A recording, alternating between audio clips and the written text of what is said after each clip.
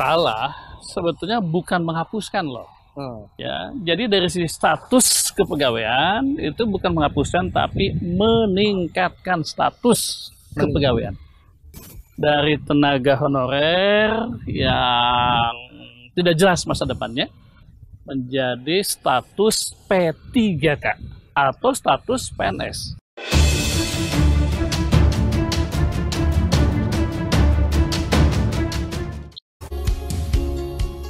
Ya pemirsa, masih bersama saya Hilman Hidayat di program Parlemen Bicara, Suara Wakil Rakyat. Masih bersama saya Bapak Sodik Mujahid dari anggota Komisi 2. Pak, tadi kita sudah sedikit membicarakan tentang honorer. Nah, memang ada informasi yang tidak sampai Pak kepada masyarakat karena banyak juga ya tenaga honorer, guru, tenaga kesehatan akhirnya datang ke DPR takut. Wah Pak, tenaga honorer dihapuskan, kita mau kerja apa? Bagaimana tanggapan komisi itu sendiri? Memang wajar lah ya, wajar jika masyarakat termasuk tenaga-tenaga honorer yang di daerah itu tidak atau belum mendapatkan informasi yang menyeluruh tentang kebijakan ini. Itulah kita harus menjelaskan ya kepada mereka sebaik-baiknya. Satu, mereka dinaikkan statusnya. Yang kedua, bisa pilih PNS untuk yang di bawah 35 tahun. Bisa pilih P3K untuk yang di atas 35 tahun. Kemudian diberi masa transisi 5 tahun. Dalam masa transisi ini, ya mereka bisa outsourcing, masuk ke dalam tenaga outsourcing, ya. Baik itu tenaga masak, tenaga fungsional, tenaga keamanan, tenaga administrasi, termasuk tenaga kependidikan, menyangkut ini tenaga-tenaga honorer pendidikan. Ya. Berarti tidak dibiarkan begitu aja? Tidak dibiarkan. Dan kita selalu mendorong pemerintah untuk memprioritaskan orang-orang yang selama ini sudah bekerja sebagai tenaga honorer, gitu ya. Tapi mohon maaf buat teman-teman juga. Karena di dalam undang-undang pun tidak ada jaminan bahwa dulu ya tidak ada jaminan untuk masuk, tapi ini hanya kebijakan saja mendorong pemerintah untuk memprioritaskan mereka menjadi P3K atau menjadi PNS. Tapi kalau misalnya nih Pak, dari kedua itu mereka tidak lolos, dari PNS nggak lolos, dari P3K nggak lolos, nah tenaga honorer ini akan dikemanakan nih Pak? Pertama saya katakan sekali lagi bahwa ini bukan hanya persoalan mereka. Saya beri contoh pendidikan ya, atau mungkin juga tenaga kesehatan. Ketika mereka tidak masuk, itu bukan bermasalah kepada nasib mereka saja loh, tapi berpengaruh kepada nasib dunia pendidikan, nasib kepada dunia kesehatan. Kenapa? Karena saya beri contoh soal pendidikan. Sekarang itu guru PNS-nya jauh lebih sedikit loh dibandingkan dengan guru yang namanya guru honorer. Ya, maka kebijakannya maksimumkan mereka masuk PNS jika memenuhi syarat. Jika tidak memenuhi syarat, maksimumkan mereka diterima di P3K. Jika itu tidak masuk juga, maka harus dimasukkan ke dalam tenaga outsourcing. Outsourcing tenaga kesehatan, atau outsourcing tenaga pendidikan, di luar yang tadi. Di luar cleaning service, di luar cleaning, di luar security, dan di luar... Itu sebenarnya udah ada solusinya Pak ya? Saya kira solusi ada, tapi memang kita juga maklum. Dan DPR akan mendorong pemerintah pusat untuk P3K dan PNS, dan mendorong pemerintah daerah untuk membentuk outsourcing itu. Ya, outsourcing itu bisa oleh pemerintah daerah atau oleh swasta bekerjasama dengan kepala unit kantor setempat. Nah, ini anggaran dari mana Pak kira-kira Pak? Nah, benar ini ya, soal anggaran ini harus didukung semua. Kalau PNS, P3K tentu saja oleh pemerintah pusat ya.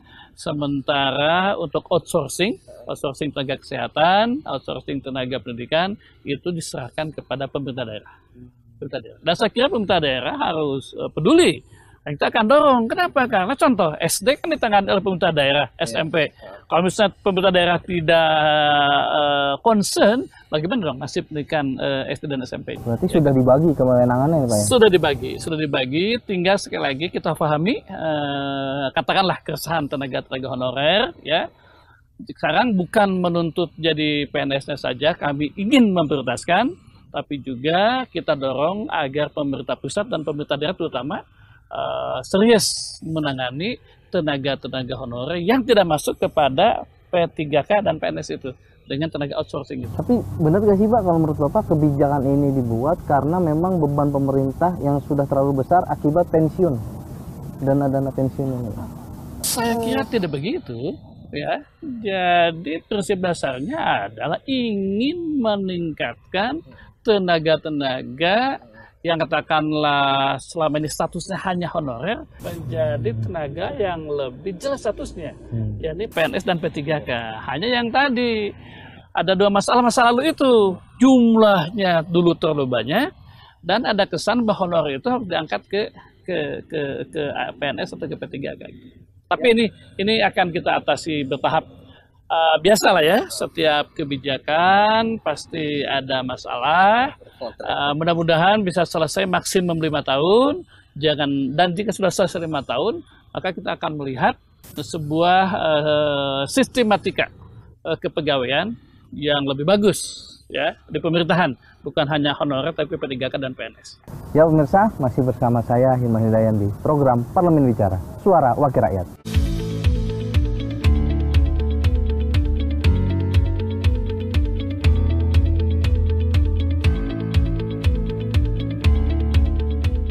Ya pemirsa, masih bersama saya Hilman Hidayat di program Parlemen Bicara, Suara Wakil Rakyat. Pak, tadi kita udah semakin hangat membicarakan tentang penjelasan ya Pak, tenaga honorer nasibnya bagaimana. Nah ini sebenarnya, tadi kan Bapak sudah sering menyebutkan bahwa akan ada diprioritaskan tenaga K2 nih yang sudah puluhan tahun, yang gajinya masih kecil puluhan ribu. Nah ini sebenarnya Komisi 2 dan Kementerian sudah menetapkan belum sih Pak aturan-aturan hukumnya untuk ya benar-benar nantinya ada implementasi yang real terkait dengan K2 ini, memang ya otomatis diprioritaskan untuk masuk menjadi P3K atau PNS. Ya, satu kesepakatan terakhir antara Komisi 2 dan DPR ya memperkuat undang-undang yang lama tentang ASN. Ya, ASN aparatur sipil negara hanya terdiri dari P3K dan PNS ya. Yang kemudian di sana mengatur tenaga-tenaga hak dan kewajiban tenaga-tenaga PNS dan mengatur juga hak dan kewajiban tenaga-tenaga P3, di mana nanti mantan tenaga honorer itu akan masuk ke sana. Itu sudah diatur ya. Nah, kemudian kita akan mendorong menteri untuk membuat beberapa aturan. Satu adalah prioritas bagi mantan tenaga honorer ya, K1 dan K2. Yang kedua, aturan dari menteri-menteri terkait untuk mendorong daerah-daerah agar mereka agar mereka sungguh-sungguh untuk mengakomodasi mantan-mantan tenaga honorer ini dalam konsep outsourcing, ya, outsourcing. Yang saya ulang tadi, outsourcing dalam undang-undang ada outsourcing administrasi, outsourcing tenaga security, outsourcing juru masak. Nah, sekarang ditambah outsourcing yang terkait, misalnya outsourcing tenaga pendidikan atau tenaga kesehatan. Ya, ini nanti akan diatur oleh peraturan pemerintah yang mengikat daerah-daerah untuk mengakomodasi mantan-mantan tenaga honorer yang tidak masuk ke P3K dan kepada PNS gitu ya. Dan mungkin juga kita akan dorong, kalau kemarin disepakati transisinya 5 tahun ya, kita akan lihat pertimbangannya. Kalau misalnya dalam 5 tahun ini belum terakomodasi juga mereka, dan sekali lagi, kita jangan hanya melihat nasib mereka.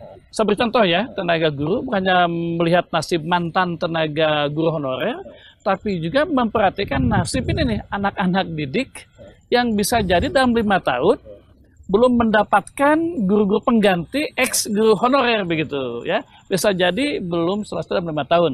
Maka itu masa transisinya diperpanjang. Atau sebaliknya, kita mendorong pemerintah agar proses pengangkatan P3K dan proses pengangkatan PNS diperbanyak sehingga 5 tahun itu bisa terpenuhi mengakomodasi mereka. Berarti memang payung hukumnya dulu Pak ya, undang-undang yang ada diperkuat, ada peraturan pemerintah untuk mendorong semua bidang-bidang di daerah mengakomodasi yang tidak.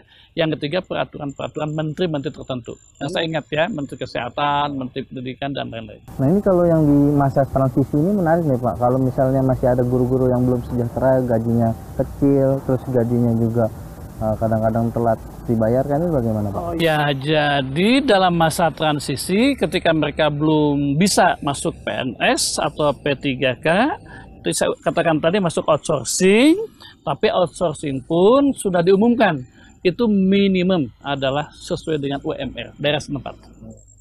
Pasti secara umum itu akan jauh lebih baik dibandingkan ketika mereka menerima gaji dalam status tenaga honorer. Belum juga dengan tenaga honorer kan kita mendapat informasi katanya sering telat, ya kan? Nah, nanti juga ini akan diatur oleh peraturan menteri agar lebih pasti, ya, termasuk mencegah keterlambatan itu. Nah, ini kalau menurut Bapak, apa langkah yang terdekat nih Pak yang harus dilakukan pemerintah dan apa upaya yang akan dilakukan oleh DPR untuk menangani masalah ini Pak? Kalau regulasi sudah kita dorong, ya, kita sekarang dorong aksinya. CPNS, seleksi CPNS dan seleksi CP3K terus dilakukan. Kalau perlu, jika ada undang-undangnya tidak tiap tahun, bisa dipercepat, ya, kita dorong. Jadi regulasi kita perkuat, juga aksinya diperkuat. Aksi seleksi P3K dan PNS bagi mantan tenaga honorer. Kemudian aksi berikutnya adalah mendorong pemerintah daerah segera membuat tim outsourcing mantan tenaga honorer yang tadi. Tim ya Pak ya. Pak, terakhir Pak, closing statement dan harapan Bapak terkait dengan kebijakan ini, dan memang harapan Bapak juga untuk tenaga honorer K2 atau guru-guru yang memang di daerah masih ya terbilang belum maksimal diperhatikan. Ya. Kepada pemerintah kita himbau agar peraturan pemerintah dan peraturan menteri yang dibutuhkan, yang disebutkan tadi, segera dibuat, ya kan? Dan pemerintah juga saya himbau agar proses seleksi P3K dan PNS dari semua lapisan itu diprioritaskan, mendapatkan prioritas mantan tenaga honorer. Kemudian untuk tenaga honorer ya harap dimaklumi ada peningkatan status dari honorer menjadi P3K dan PNS, ya. Tapi jika itu tidak terpenuhi, tidak usah khawatir, ada ruang lain, yakni sebagai tenaga outsourcing. Ya, tinggal kita dorong bagaimana pemerintah daerah segera untuk membentuk tim untuk pengangkatan outsourcing itu. Ditambah juga adalah komitmen pemerintah daerah untuk menyediakan dananya. Saya yakin pemerintah daerah harus. Kenapa? Karena pemerintah daerah, seperti contoh, jika tenaga kesehatannya tidak dikompensasi, jika guru-gurunya tidak dipenuhi seperti yang kemarin, maka akan mengganggu proses pendidikan di daerah-daerah tersebut. Berarti intinya masyarakat atau tenaga-tenaga honorer ini nggak perlu khawatir ya Pak terkait dengan kebijakan ini. Ini justru malah akan menguntungkan Pak. Ya, untuk ke depan ini sangat menguntungkan. Ada status yang tadi, tapi maklum masa transisi ada masalah, tapi DPR akan terus mengawasi dan mendorong pemerintah. Ya pemirsa, itulah pembicaraan saya dengan Bapak Sodik Mujahid, anggota Komisi 2 DPR RI tentang tenaga honorer. Jadi kita sudah bicarakan bahwa nantinya pemerintah dan DPR tetap berkomitmen memperhatikan seluruh tenaga honorer, apalagi tenaga honorer K2. Itu akan diprioritaskan, akan ada payung hukum. Jadi masyarakat tidak perlu khawatir. Ada solusi yang terbaik ketika tidak mendapatkan P3K atau PNS, itu akan tetap dipekerjakan menjadi outsourcing. Tentu saja pembicaraan saya dengan Bapak Sodik Mujahid. Terima kasih Pak. Ya Pak. Selamat bekerja. Ya, sampai jumpa di episode selanjutnya. Tetap di program Parlemen Bicara, Suara Wakil Rakyat.